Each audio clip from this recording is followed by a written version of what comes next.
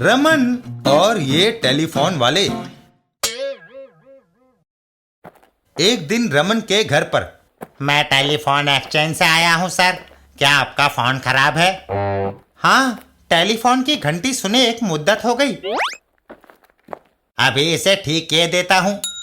वह कारीगर instrument check करता है।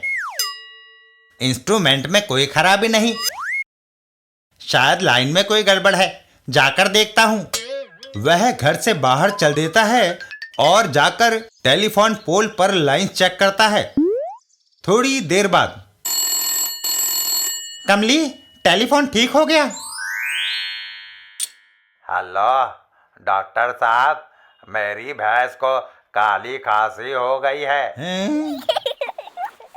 एक बार फिर घंटी बजती है। जनाब, मेरे खच्चर को जुकाम हो गया है, दवाई बताइए। कर्मचारी वापस आता है। क्या टेलीफोन ठीक हो गया? हाँ, पर तुमने मवेशी अस्पताल की लाइन हमारी टेलीफोन से मिला दी है। हैं?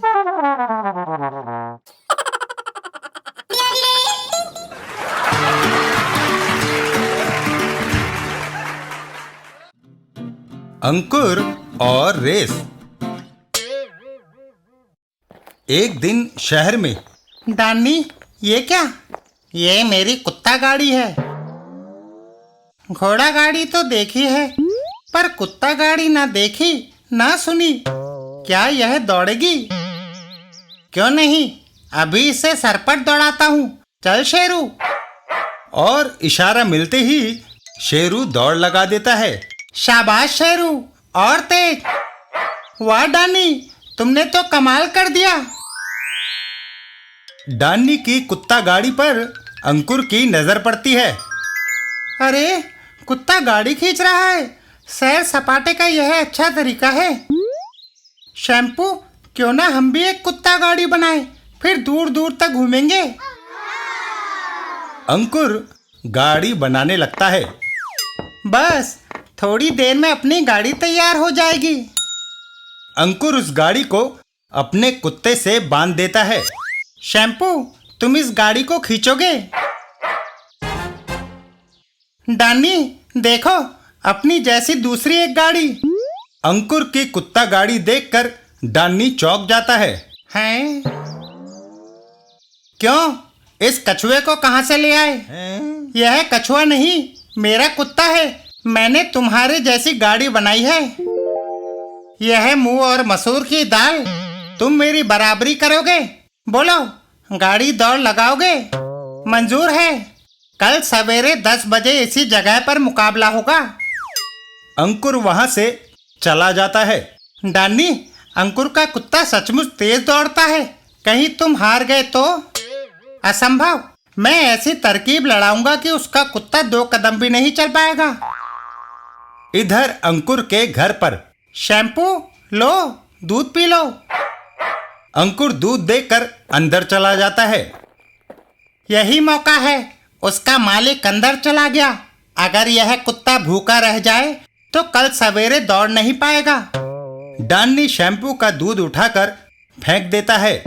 ओह ओह ओह, यह गया तुम्हारा दूध। आज भूखे ही सोना पड़ेगा। दूसरे दिन। दौड़ के मुकाबले में तैयार हो जाओ। दौड़ शुरू होती है। शेरू, दौड़ो। हो हो हो, उसका भूखा कुत्ता 1 कदम भी नहीं चल रहा।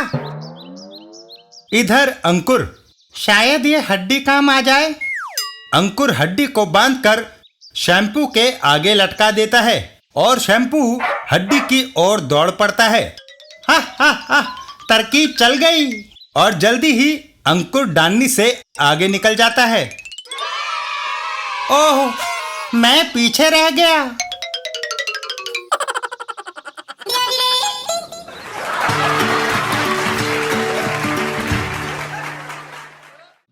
चाचा चौधरी और भूत का भविष्य।